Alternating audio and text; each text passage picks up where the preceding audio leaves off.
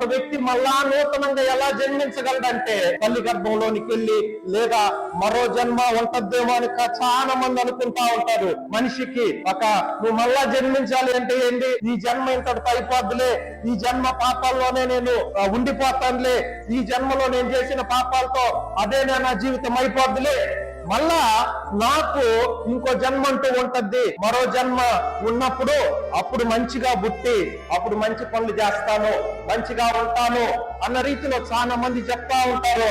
అయితే సత్యం తెలుసుకోండి, ఏమిటో తెలుసా, ఒక మనిషికి భూమి మీద ఒక్క జన్మ మాత్రమే, రెండో జన్మ అంటూ ఎవరికి లేదు. ఈ జన్మలో దేవుడు నీకు ఇచ్చిన ఈ జన్మలో నీ యొక్క జీవితము మంచిగా నడిపించుకొని దేవునికి ఇష్టంగా ఒక మంచి ప్రార్థన కలిగి, ప్రభు అంటే దేవుని యందు భయభక్తులు కలిగి నువ్వు జీవించాలనే దేవుడు కోరుకుంటున్నాడు.